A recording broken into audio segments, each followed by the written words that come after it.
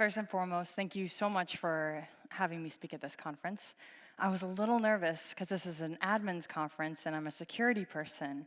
But then honestly, as I've listened to these talks throughout this week thus far, it's actually been really enlightening, and to see how some of you are considered security people, even though you're admin, and then other ones are learning and they're on this journey, and especially with prioritization and having to justify to leadership what a solution looks like.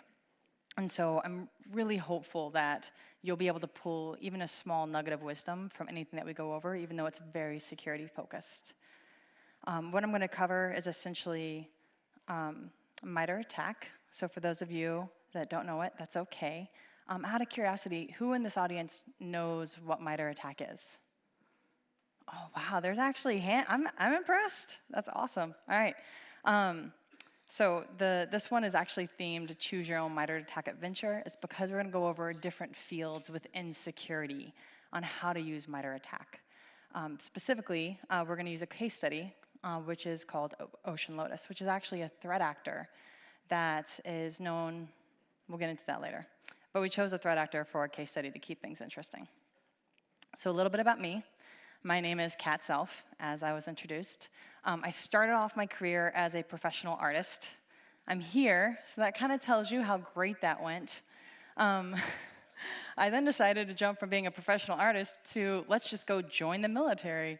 And so I did that for several years, where I was able to be deployed in Iraq for a couple of years, which was what it is.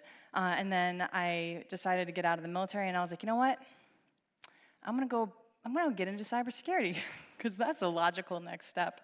So I got my computer science degree, and then a retail company that's very well known and respected in the security space in Minneapolis, Minnesota, in the United States, hired me. And then in that organization, I was able to, I was hired on as a software developer. I then transitioned into being a red team operator, specializing on macOS. And then I moved into threat hunting, which is really about finding the bad guys in your networks. And then MITRE hired me on to basically do adversary emulation, which was a combination of the roles I'd done before.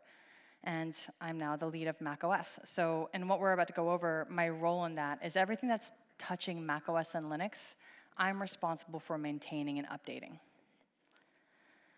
So there's really tough questions that we have to ask ourselves, or usually organizations have to ask themselves. One is, how effective are my defenses, right? Like, can I actually detect against A, B, or C? CISOs love to ask the question of, I just saw this on Twitter. Can we defend against this? Like, is this a thing that we are tracking? Like, are you tracking this, teams? Another question that we get asked is, out of all the data that we're collecting and that we're paying for storage on, what is actually valuable? What's useful to us? And then, is there any overlapping coverage? One of the most powerful stories I was ever told by a VP was they thought everything was pointing to the right servers, but then they found out later that there was a configuration issue that didn't get updated on this one server, and then there was no overlapping coverage. And then suddenly, all of their systems were flooded with data because no one actually checked to make sure that things are pointing to the right location. So there's no overlapping coverage to make things were configured correctly. So these are the questions that we're actually going to try to use MITRE ATT&CK to address. As admins, if there's any questions, like, feel free to talk to me after this talk on like what questions were more relevant to you. I'm very interested to know that. But hopefully you can kind of pull from these use cases to assess like what would actually be useful for your scenario. So, little audience participation here. What color is this? Just call it out. Purple. Right? Anybody else got any other answers? Oh, I like you. Lavender. All right, this is actually Lego lavender. So for those of you that like Legos, Lego has a very specific RGB color of lavender, and this is that color. And what's interesting, right, is that some of us think it's purple, others think it's lavender, but we are all calling it, and we're seeing the same exact thing. And that's what the power of attack is. Attack came about, actually, a little origin story on this one. Attack came about during a purple team exercise. So who has heard of like red team, blue team? All right, so for those of you that are nerds in here that might have watched some Halo Wars, right, it's kind of the same thing, not, but kind of. And so we had a red team and we had a blue team, and they were doing an exercise together. And every time they came together, they were like, well, I sent an email with an attachment. Well, I refer to that as, like, I sent you a malicious file. And then, so they didn't know how to communicate. So during this exercise, they were like, okay, let's take an Excel sheet. Let's write down like what you're calling it and what I'm calling it, and let's agree to actually talk about this with the same name. And then they came up with like a definition of that name. And then they're like, okay, so now I know when I'm referring to a malicious file, you're also referring to the same thing that I talk about as a malicious file. We'll get into the details, but it really does become tricky later on. And you'll start to notice in reporting, if you all ever read any of the security vendor reporting, there's even different names inside of the reporting. And so we wanted to have a common language where we could all sit down at the same table and be discussing the same problem. And for those of you that have had to sit at the same table and be like, okay, I'm talking about this. And then at the end of the meeting, you find out, oh, you were talking about something totally different. That was not the same problem I was talking about. It's a very frustrating point of a meeting, which no one is happy about. Another thing about Attack is that it's free.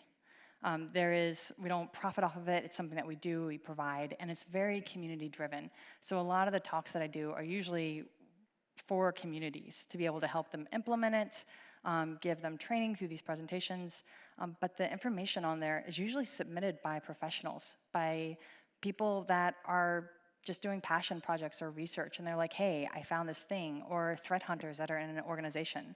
They're not necessarily like, I'm a really big famous person, and I'm going to be contributing to this kind of knowledge base. It's just regular Joe Blow that kind of like found some information. It's like, hey, here's an article that you should pay attention to that I came across.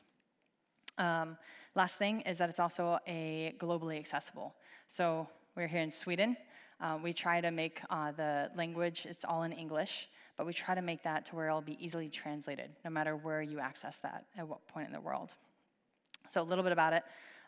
Last kind of keynote is everything that you're going to see in this presentation is all based on an observation after someone's already done it. And to give you an idea of this timeline, vendors see activity inside their networks. They have to have that activity be seen, typically, not always, on at least 3 different clients within their spectrum, right? That means 3 different companies are compromised using this method. Then they have to write it up in a report, collect the evidence. 9 months later, which is a very fast timeline, they get this approved to be published publicly.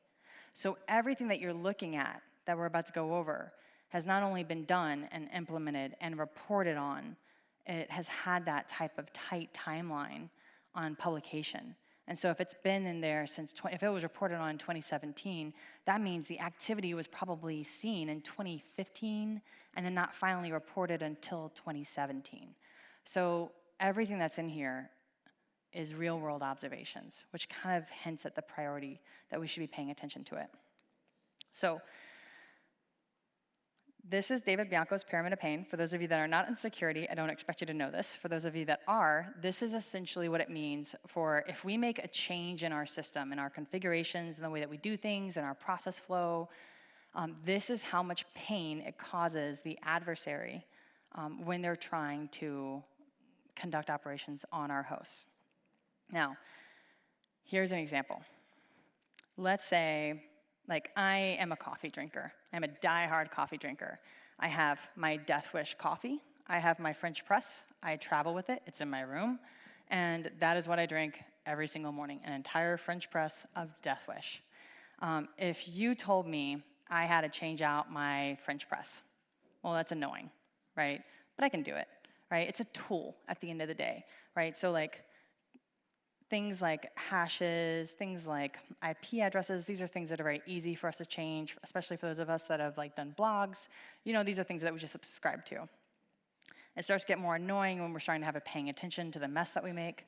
But the tools start getting a little bit more challenging, right? Like, okay, well now I have to adjust how much coffee and water ratios do I put in this new French press, right? I have to start paying attention to it. It's a bit of a pain.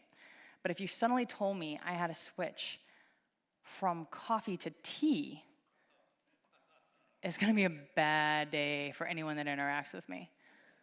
And so that's where we really try to talk about an attack, right? We're trying to talk about, like, what is your coffee? What is your tea, or whatever your beverage of choice, or your routine that you like have a die-hard routine? Like, this is how I like start my day and set my tone. Like, that's where we really try to capture what is happening on a macOS host. So this is our eye chart. This is essentially attack. This is a navigator view, which is just a tool that we have. It's called Attack Navigator.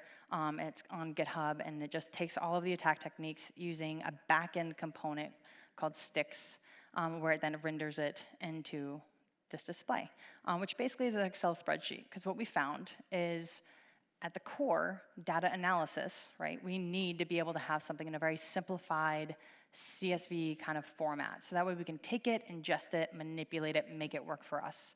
So that's why we have it in this format. It's not very exciting. It's very obvious this comes from a nonprofit. Now, the way this is layered and the reason why this is important is because I'm going to show you how to leverage this entire matrix based off of this information. So on the top line, we have what we call tactics. Right? Now, this is the goal. Let's say I'm going to go, my goal is to, you don't have McDonald's. You do have McDonald's here, huh? My goal is to get to McDonald's, right? I want to get to the Golden Arches. Now, that's my goal, right? So that's the adversary's technical goal. What is it that they want to do? Defense evasion? Do they want to move from one computer to the next computer? That's the goal. The next one is the actual technique in which they accomplish that goal. So do I get in a car? Do I take a bus? We had a joke last night. I didn't realize that you guys paid for your buses because I thought you guys were super advanced. And I didn't see anybody else paying, so I just kind of stepped on. I probably shouldn't be admitting to this on stage. You are going to be streaming this. Anyways, so the point is, regardless of whatever transportation you take, this is the way in which you do it. Now, when you go down even further, you get into the sub-technique. And the sub-technique is the actual, like, much more specific version of the technique, the way you accomplish your goal. So dial-up hijacking is what we have highlighted up here.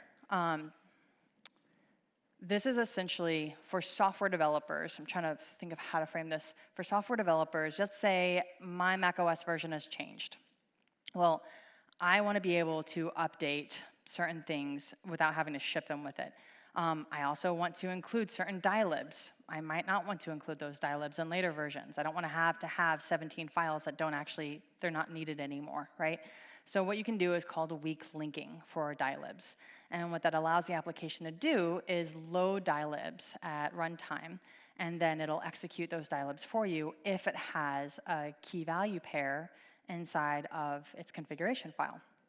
So the reason why this is significant is in this description, what we'll do is we'll break down what this technique is, right, which is what I just did.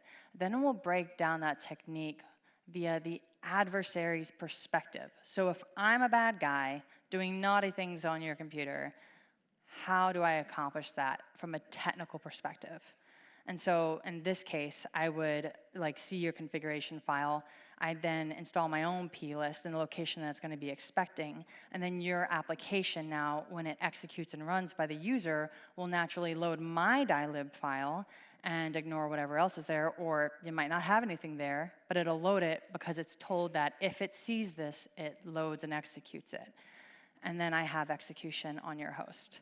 And so that's essentially the summary of dial-up hijacking.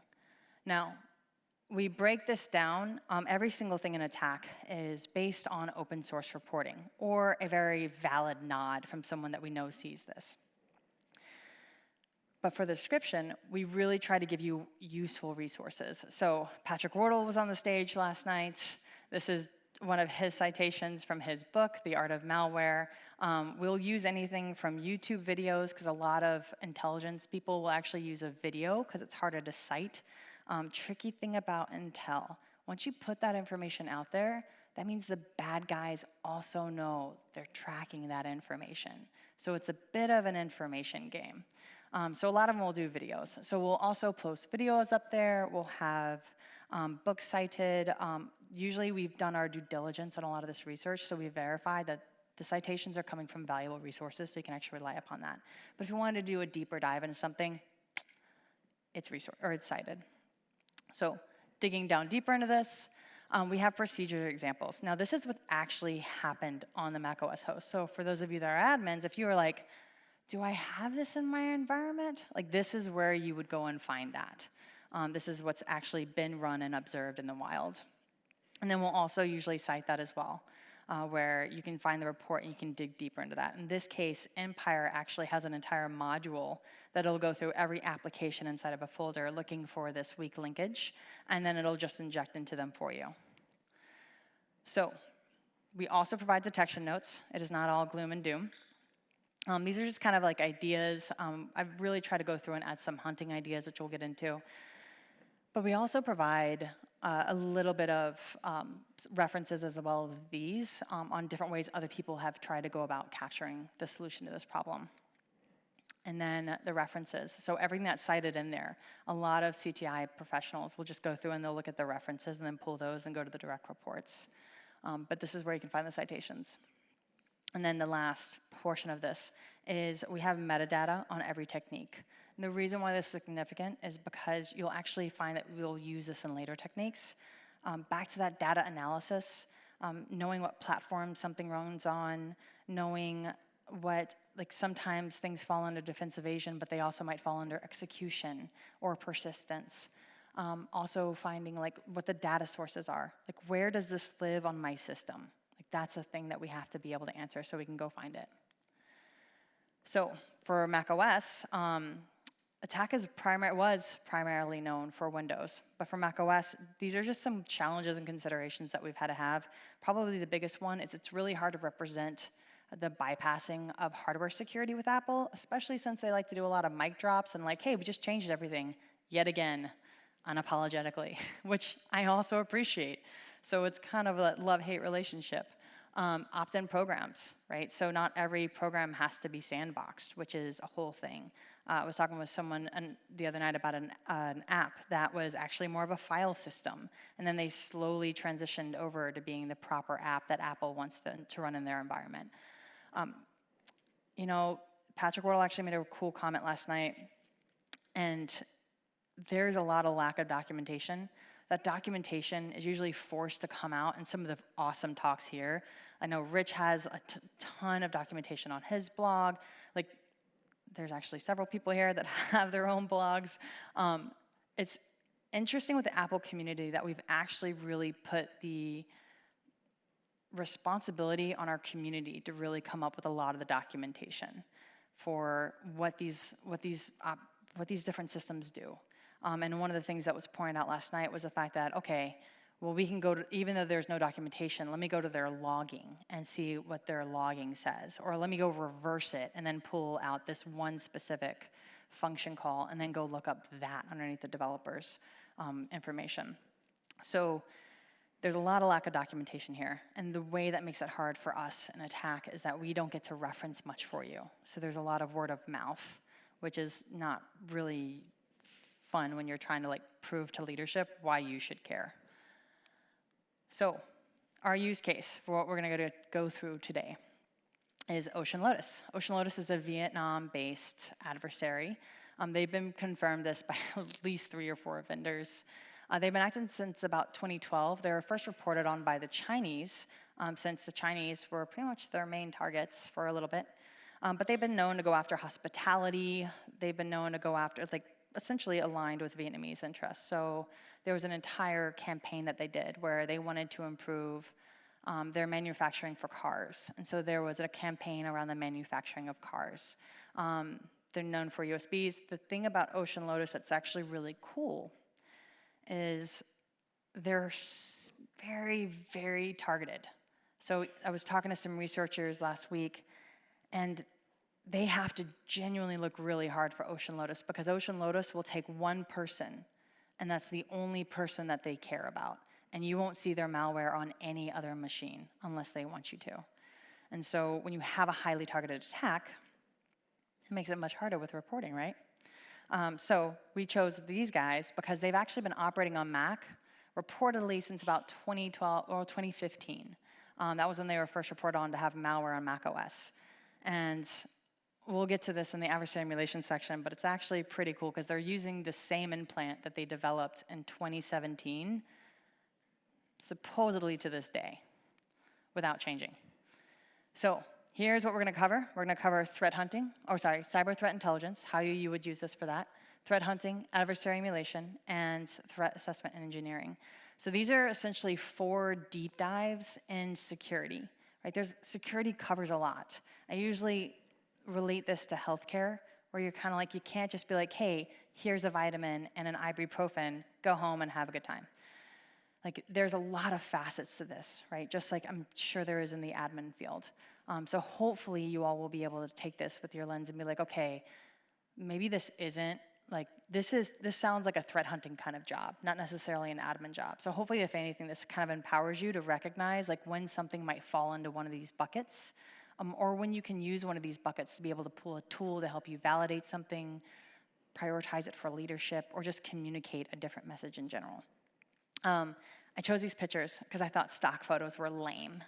And since I'm a former artist, I like art. So I went around my hometown in Denver, and I took pictures in our art district. So this is actually all graffiti in Denver, Colorado, in the US. So for those of you that can appreciate art, you're welcome. The first picture is actually my favorite. It's also one of the longest standing ones. And as I was lost walking to the first event when I got here, I noticed this guy. And I was like, you guys have the same artist in Sweden. This is amazing. So mad props, because as I keep getting lost in Sweden, I find new graffiti art, and I love it. You all have some amazing artists here. You should definitely be proud. So just a tap to that. Now, attack for CTI. So for those of you that are super curious, like, why is it an adversary would do this, right? Or how would they even get into a network? Or once they're into a network, what do they care about on macOS? This is kind of the field for you. Like, this is the curiosity, the answering of questions kind of section. So there's attack and CTI, or a CTI inside of attack that you can pull from.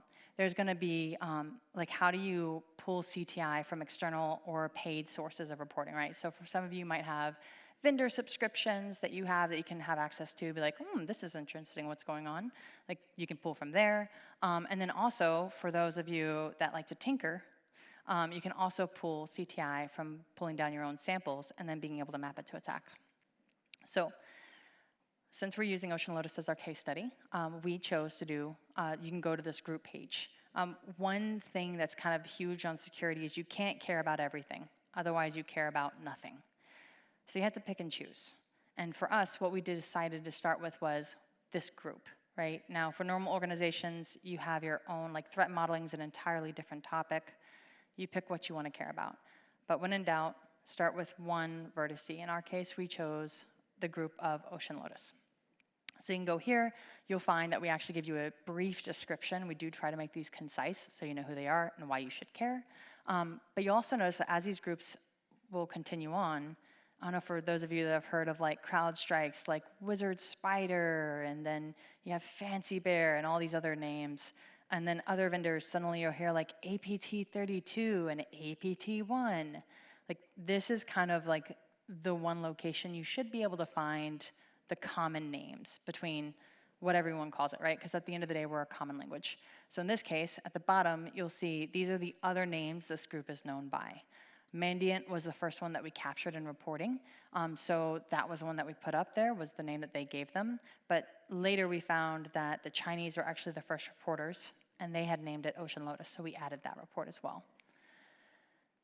Other factors of this, you can use the techniques. Now the techniques, let's see if this works. Yes, so you have the techniques used, right? Each one of these techniques are pulled from reporting. We really try to do a good job for you to go through every single one of these reports and pull every behavior out that they have actually done. You'll see there's 2 different types of techniques. So for you all on the admin side, right, the commands that you as an admin run versus the commands that your tool runs are two very different commands, right? Like let's say you're troubleshooting and trying to figure out something that's going on the host versus the tool that you're using to be able to run all of these commands for you, do these diagnostics. We consider those two different things. So the commands that the adversary is actually running on the host, that's going to be located under the group page. The commands that their tools are running, and that's going to essentially be their malware and software, that's going to be underneath the software page. So this will be the software that they use. So we'll usually have all of this listed out, like what the software is, and then the techniques will usually be captured right here. And then we'll also always have the references if you want further explanations. There is one note, we will put procedures and techniques in here that people have told us that they're doing, even if there is no citation. But usually we do try to be transparent. So this is the attack matrix, specifically for macOS. So out of all of the observed adversary behaviors, this is kind of what we've captured for macOS. Now for a threat intelligence team, what they're gonna wanna do is they're gonna first take this navigator layer, which is just like a JSON layer, and then they're gonna go through and you can actually select every technique for that group. The reason why this is important is because you can actually say to your organization, like these are known observed behaviors that an adversary has not just thought about doing, but they've actually done and they have been reported on. Like it's a known thing in the industry at this point. So you can take this navigator layer, and then you can go through, the group techniques, and then you can go through their malware. And so you can actually, we list out their malware inside of the navigator. So you select all of their malware. And again, the difference is they have done this and they have personally typed these commands versus they can do this. And then you can take both of these, their software and their hands-on keyboard, and then combine them.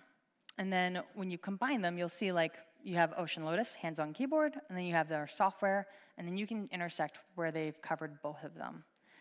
A lot of different community members have told me that this is kind of how they will justify different data sources or logs or them having to pay attention and caring or different actions, but usually where there's an intersection of both, that's usually where you can start caring or just narrow it down to prioritization. So this is a common report. So for those of you that ever read about different adversaries or are curious about these things, you'll see common reports like this. This is a Trend Micro one from 2020. And pretty standard report. Looks like black and white letters, right?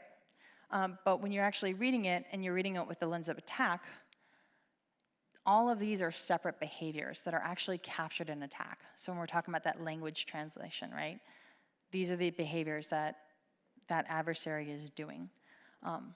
Launch agents is pretty obvious, right? They give the folder, and that's how they reference the launch agents versus an actual name. Launch daemon's gonna be the same way, right? Whereas it's root permissions. And then the other ones are kind of self-explanatory, like hiding files, putting a dot before the file name, which is annoyingly common. And then the system owner discovery, these are different commands that they'll run, or they have run. Though when you are going through reporting though, and you are mapping these behaviors, this is essentially the process of doing that. So it's finding the behavior. I don't know about you guys, but when I first started off an attack, I thought I knew a lot about these behaviors, and I'm in security. And then as I came to learn more about them, I realized how little I really knew about it. And so a lot of times, no one can know all of these techniques. There's just too many. There's over 380 of them. So taking a behavior, learning how to understand it and recognize it is usually the first part. So for those of you that are transitioning into security and want to learn more about it, just even seeking to understand is probably the biggest part of the entire game. Then researching it, again, seeking to understand, identifying the tactics. A lot of times when we're breaking down behaviors, it's like, okay, well, they're doing this thing, but what's the point of it? Why are they doing this action specifically? Why did they run this command? Why did they put it in base64? Why did they choose to look through this directory? Why did they name this file this, right? Those are the questions that are gonna lead you to understand why they're, what that goal of the adversary actually was. And then you can start from there to building down to the techniques, right? Oh, they named it this because it blends in with all the other programs that are inside of that same file set. They wanted to blend in with the remote services.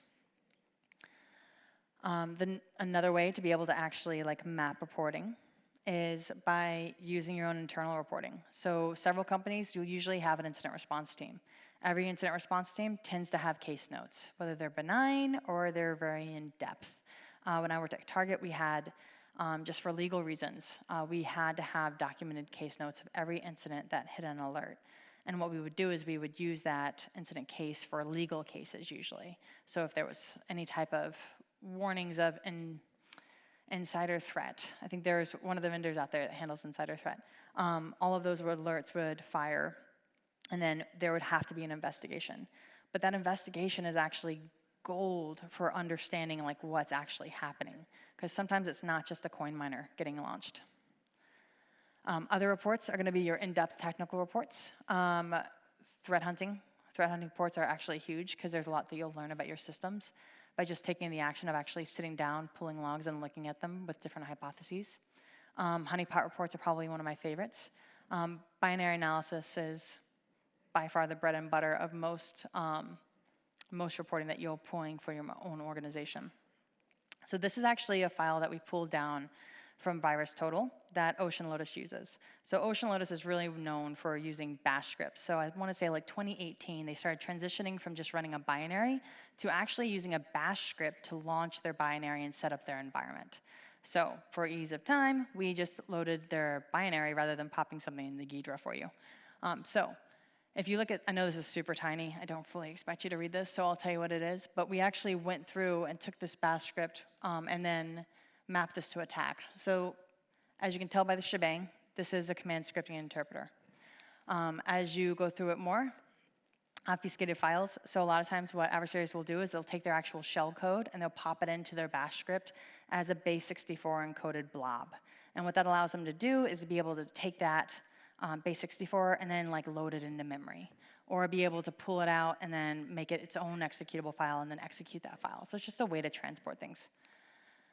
Another one is subverting trust controls, right? The X-adder. Fun fact, you'll find that X-adder is used by so many legitimate applications, it's actually very annoying. And then you have file and directory discovery, so they'll use a find command very specifically to be able to,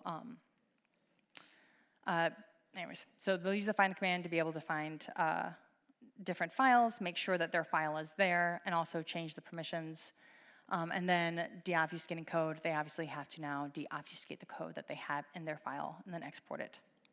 So, and then indicator removal. That's where they're going to remove one of the, I'm like, of course I'm reading these commands as I'm doing it, like kill all find. But yeah, so they'll remove different indicators. That'll be file deletion. So what they'll usually do afterwards is that they'll delete their initial binary or their initial app that they've downloaded. So that way there's no evidence that will be linking to that. So they'll take that process, they'll execute their binary, start a new process tree, and then they'll delete everything that was associated with their own process tree.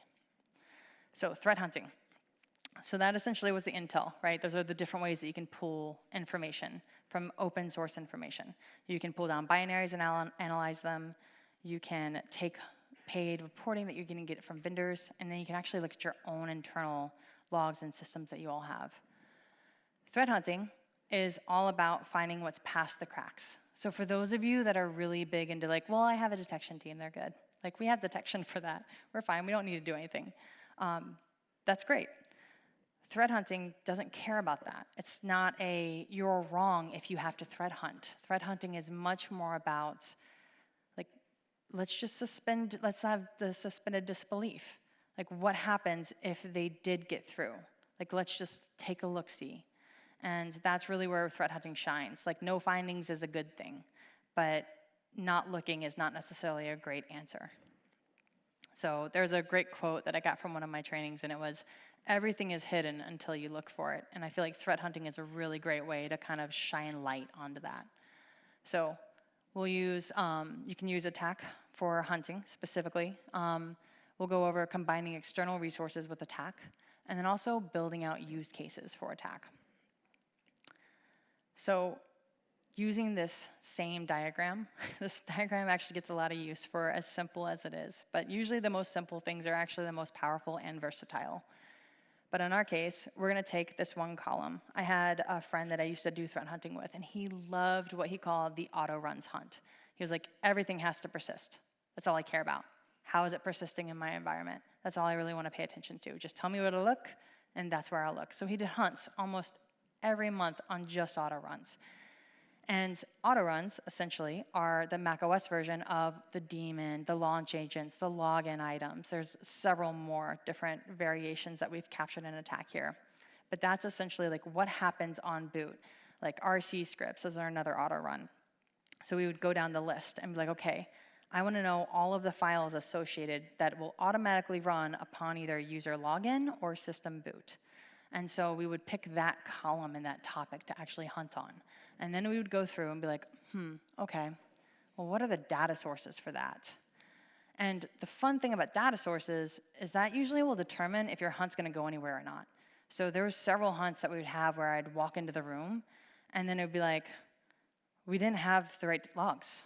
Or we collected the logs the previous week, but we didn't realize that there was one sensor that didn't collect these specific unified logs. So as a result, we actually had no visibility into what was happening. Or we thought we collected logs, but we didn't realize that those logs only last an hour. And so we weren't actually getting them, because there's a lot of log collection that does point in time. So we might have had a point in time, and then we would use our red team to be able to run this use case so we had a known good, or technically known bad. But at the point in time that they ran their exfiltration or whatever it was that they were doing was during the gap of log collection, and those logs only lasted so long. So understanding your data sources is pretty key when it comes to threat hunting. One community member at last year's AttackCon told me that what he would do is he would take this graph, and that he would base all of his hunts starting off with what data sources he had. And then he would look at the techniques associated with those data sources. And that was how he prioritized what he looked for in his environment. There's a hunt I did back at DEF CON. So we're actually releasing it next week with all the playbooks and all the notes and the data sets. But what we did was we took, and this essentially is how you can do it with other resources. We took OS queries incident response configuration file, and we then deployed that inside of our VMware environment where we had multiple different macOSs running. And then what we did was we performed our red team operation, and then we came up with playbooks that were attack-based. So we took the very specific techniques, and then we're like, okay, given this technique, how do I find that? What's the information that I need to be able to find that? And to do that, you have to understand what the behavior is. How does that behavior actually operate on that operating system?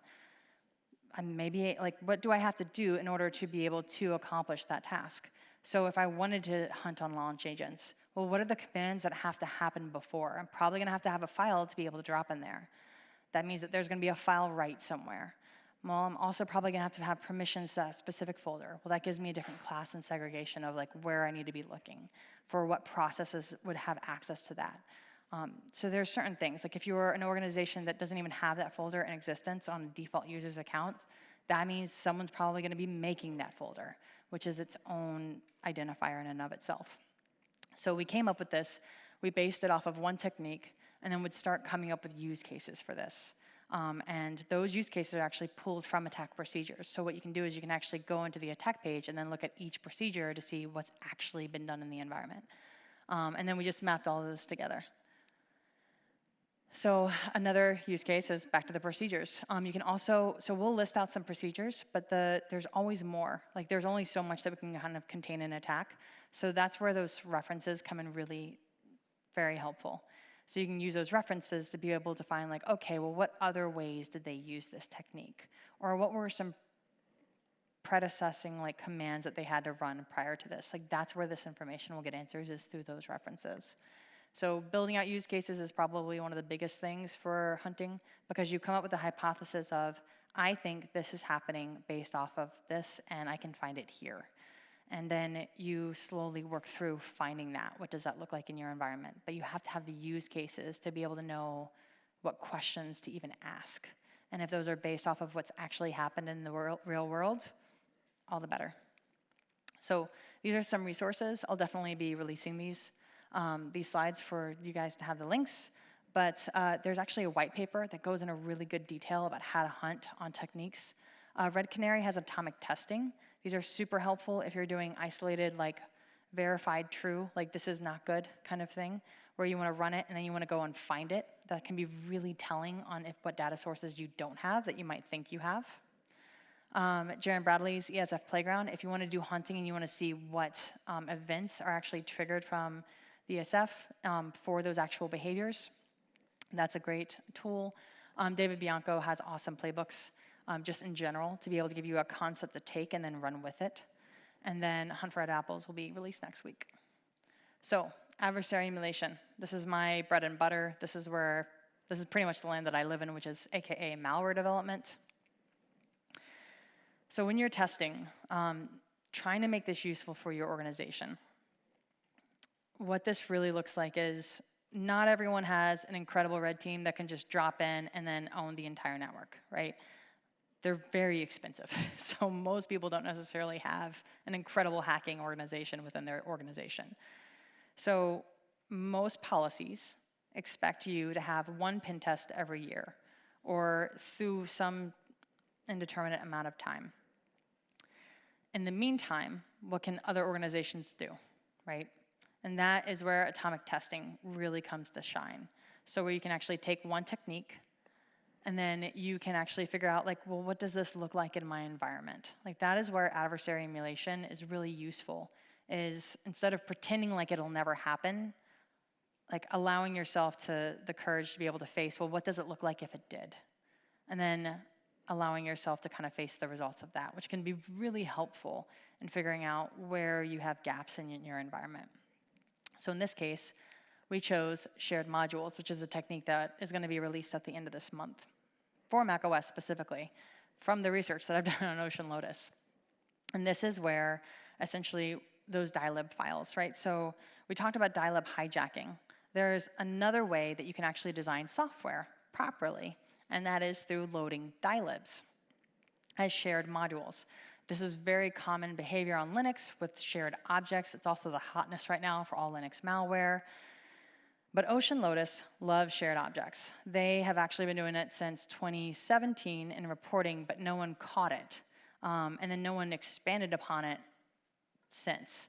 And so there's been multiple reporting from security vendors talking about shared objects, but no one actually has captured anything or analyzed anything. So there's this huge gap in reporting, open source reporting, on what they're actually doing with these dilibs. But what OceanLotus does is they use DLOpen and DLSym to be able to take a library or a dilib and then open it and execute it. And what that does is it allows you to be able to modularize your malware. And so the way OceanLotus does it is they actually have their entire network communications separated off from their actual implant. And what this has allowed them to do is they can drop and change their network communications and iterate on those all they want. And they never actually have to change their implant, which does all their main functionality. And that's kind of what they've been doing for a while, since at least the last reporting on that specifically was like 2020. So that is shared modules, loading something with DLOpen and then pointing to that function. So specifically, this is how they do it from reporting, right? Because we always want this based in real world observation, because that's the priority, to be able to like justify the leadership. This is why you should care. And then we execute a test. So this is actually code. Again, we're releasing next week, just the way things work with timelines, where we actually did an entire emulation plan on OceanLotus. And then inside of the code, what we did was to make sure defenders kind of knew what this looked like. We annotated the attack techniques inside of the code. Because there's something really powerful when you're doing a kind of purple team operation between your different teams, when you can be like, no, this is exactly what I did. Because a lot of times we see ghosts, right? When we're looking for things in our environment, normal is very sketchy. And so as we're peeking in under the hood, we're thinking, well, this is obviously malicious. And you're like, no, that's actually normal. Like, that's just Apple. And you're like, it must be malicious. Nope, it's just Apple. So that's kind of the nice, having that known good. And then you can actually use tools to see, can you even see this? For shared modules, this actually was a challenge. I'm working with a blue teamer on a presentation I'll be doing next week. And we actually had to do some research on this. Like, how can you actually find the modules that are loaded for macOS? We had no idea. And so we did some research, and then we found the event, which is this guy right here, which is going to be your notify mmap.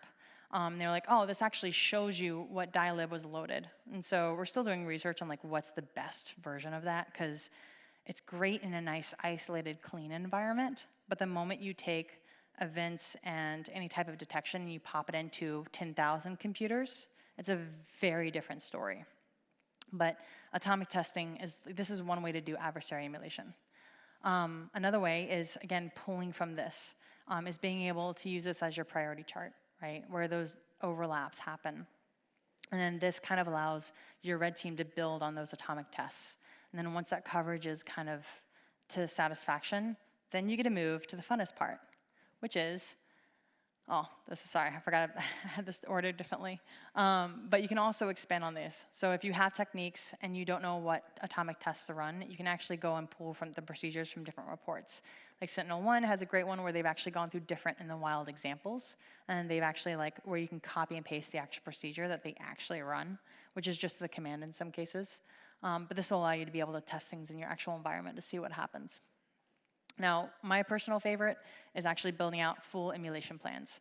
The difference between this and atomic testing is that when I get onto a host, I have to do a lot of things in order to know where I am, right? Like there's that joke of who am I? And I do need to know who am I on this box? Well, what application am I running as? On macOS, it's kind of nice because you get to determine that because everything's very application based on your permissions. So I'm going to want to take over applications that have the entitlements that I want or have the access that I'm expecting, which is not actually root all the time, surprisingly enough. So these plans are basically what build out the steps that build upon each other. So first you gather intel, right? We already went over that with the whole CTI for attack. And then you're going to extract those techniques, whether it's going to be binary analysis or whether it's going to be from reporting. And then it's going to be analyzing and organizing that data into some reasonable plan. Probably one of the hardest things about emulating threat actors is you actually have to understand them well enough to know why they're doing what they're doing. In APT32 or OceanLotus's case, they usually either target, since they're usually aligned to Vietnamese interests, what they're targeting is either going to be intellectual property or it's going to be personal information. So one big campaign that they did was on human rights activists. And so what they collected was very specific. It was who they were and where they were located. And then shortly after, there would be a team that would come and arrest them. The Amnesty org actually did an entire study on this and then looked at the timelines of how this was actually executed. And then there's other things, right, with IP theft and then the release of other things, like other product lines. So understanding what their goal is will actually change the way you emulate them. Because if I'm for example, Russia, APT29, very well known for being a smash and grab emulation. They like to get in, bull in a China shop kind of thing, and then get out. APT28, very different tactics. So for OceanLotus, understanding this is what's going to help build out this plan for the analyze and organize. Developing the tools is going to be, what do I need to accomplish as that adversary? And what tools do I need to be able to build that out? And then actually emulating the adversary is the actual execution of the code.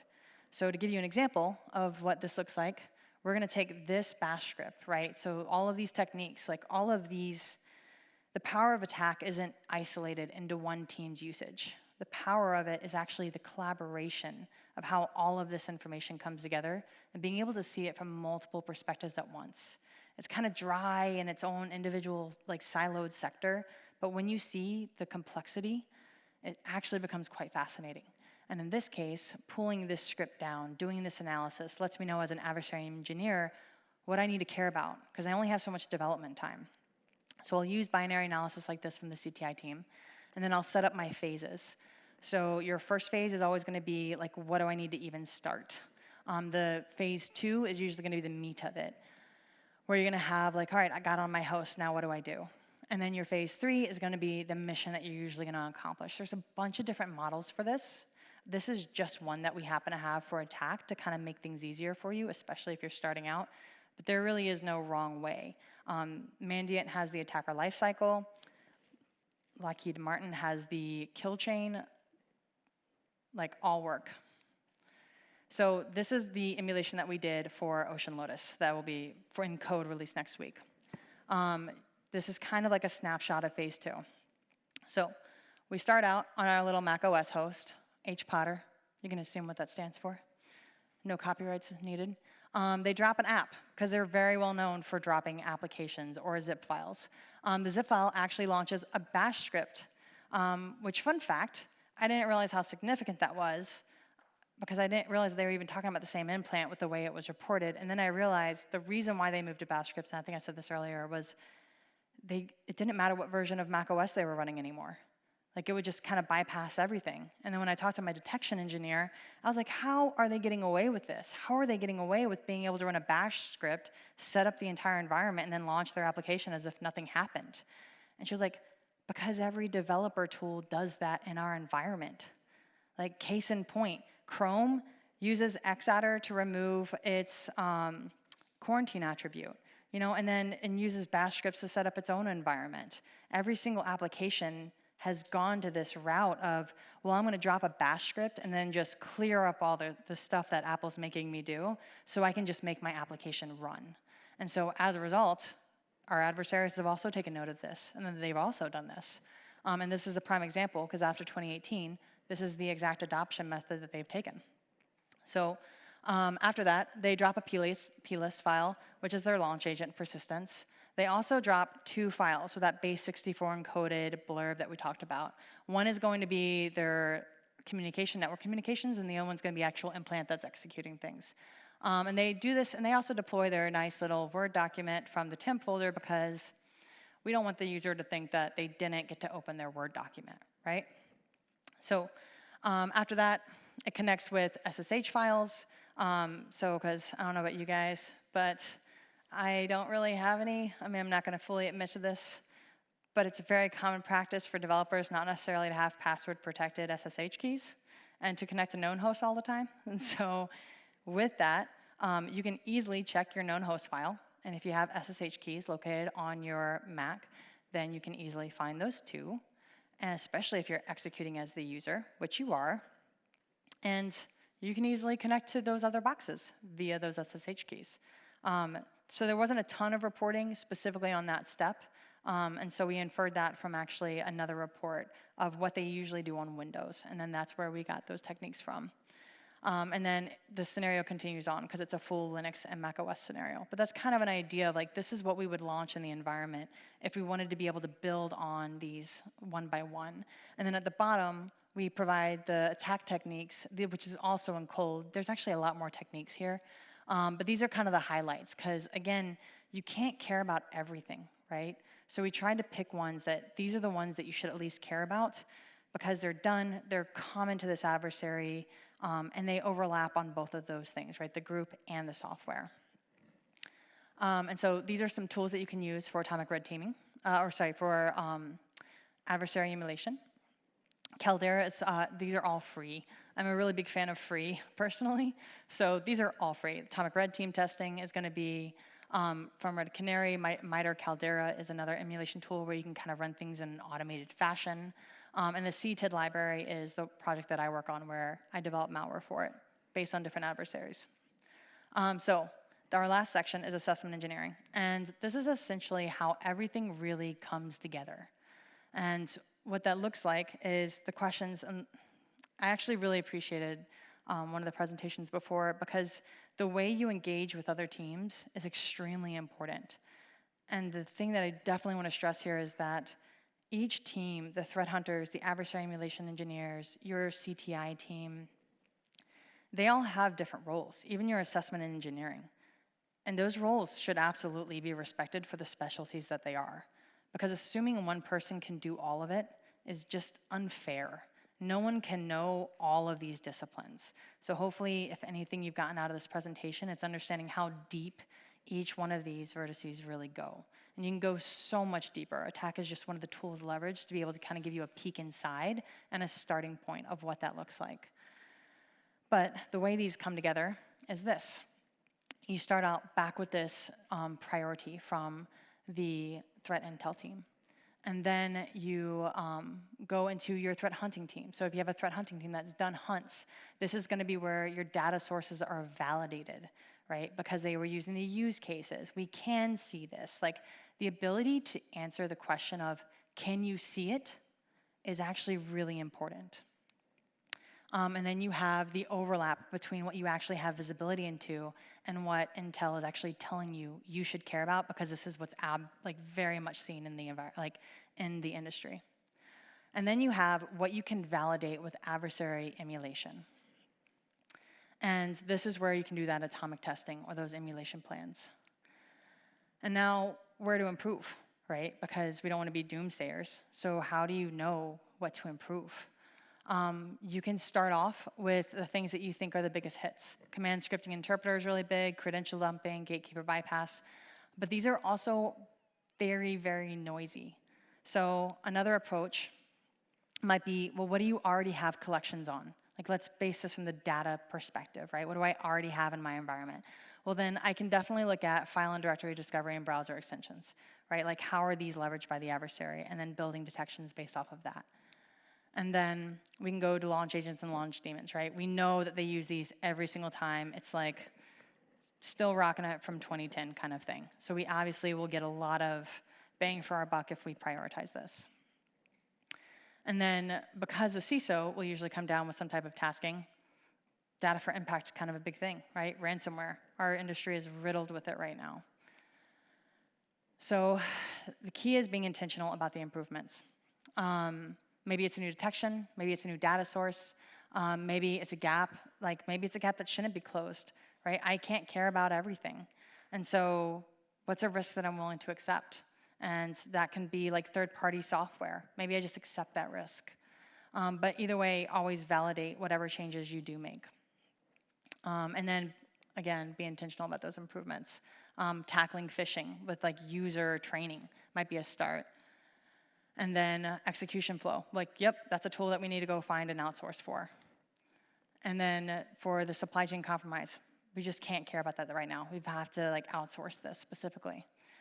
So the kind of key things I wanted you guys to take away was ATT&CK is definitely a community-driven project. So we just do our best to steward it, but mostly it's from you all that actually provide us that information. It's a place to start for a lot of you, so if you're curious about something, it's definitely a place to start that we try to make as approachable as possible. It's a great way to collaborate between teams, so if there's any friction between security, this is usually where they're pulling their cares. And then it's also an interdependent relationship, right? Everyone has a place, and it's very valid. And then honoring that specialty, but also knowing what you bring to the table. So thank you all so much, and I know we're pretty much out of time, so.